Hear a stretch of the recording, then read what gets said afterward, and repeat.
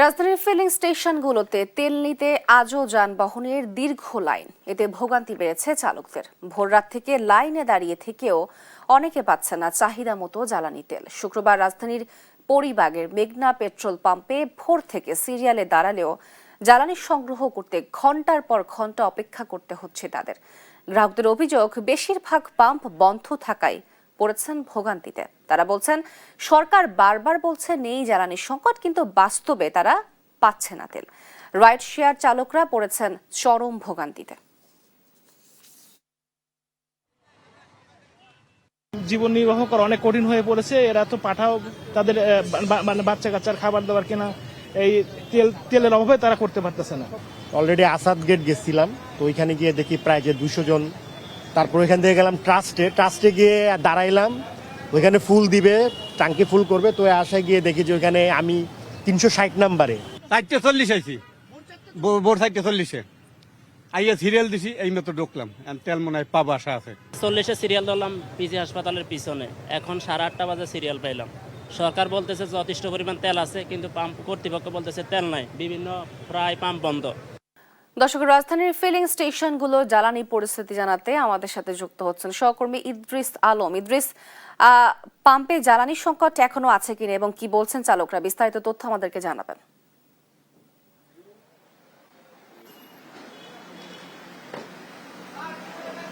সেখানে আপনি যেমনটি বলছিলেন, আমি এই মুহূর্তে দাঁড়িয়ে আছি রাজধানীর তেজগাঁ যে ট্রাস্ট ফিলিং স্টেশন রয়েছে, যেটি সেনাবাহিনী কর্তৃক নিয়ন্ত্রিত, সেই পেট্রোল পাম্পের সামনে আমরা রয়েছি। যে এখানে আমরা যে চিত্র দেখেছি যে মোটর সাইকেলের প্রাইভেট কার থেকে কিন্তু এই পেট্রোল পাম্পে মোটর সাইকেলের দীর্ঘ লাইন।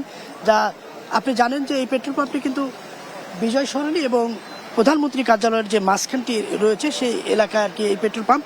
এই পেট্রোল পাম্পের যে দীর্ঘ লাইন সেটি কিন্তু চলে গেছে একদম মহাখালী রেলগেট পার হয়ে। কিন্তু এখন এই মুহূর্তে আমরা যতটুকু দেখেছি যে এই নাবিস্কো পর্যন্ত ছাড়িয়ে গিয়েছে এই পেট্রোল পাম্পের যেই এটা। কিছুক্ষণ আগে কিন্তু এই পেট্রোল পাম্পে তেল দেওয়া হচ্ছিল, মাঝখানে কিছু সময়ের জন্য তেল না থাকে বন্ধ ছিল, আবারও তেল দেওয়া শুরু করেছে। আমরা যেমনটি কথা বলবো, আমরা একটু কথা বলার চেষ্টা করবো যে আসলে কত সময় ধরে তারা দাঁড়িয়ে আছে, তেল পাচ্ছেন না কি আমরা একটু জানার চেষ্টা করবো।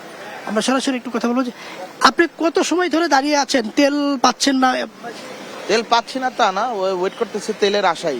আমি কালকে 10:30টার দিকে অফিস থেকে বাসায় এসে অ্যারাউন্ড 11:30 থেকে এই এখন পর্যন্ত স্টিল তো কয়টা 10টা বাজে, 10টা 10:30 বাজে এবং দাঁড়িয়ে আছি কালকে রাত্র থেকে। যেমনটি শুনছিলেন, আমরা আরেকজনের সাথে একটু কথা বলার চেষ্টা করব যে পেট্রোল পাম্পে যারা রয়েছেন তারা আসলে তারা কত সময় ধরে লাইন দাঁড়িয়ে থেকে ভোর থেকে। আপনি কি রাইড শেয়ার করেন কিনা?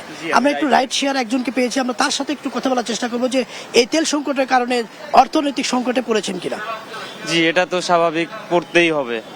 আর গতকালকে আমি রাইড শেয়ার করে 11টার পর আর কি এখানে আসছি, এসে সিরিয়াল দিছি একবারে পিছনে, আপনার ওই যে ভিতরে যে কোয়ার্টারগুলো আছে, কোয়ার্টারের একবারে লাস্ট প্রান্তে।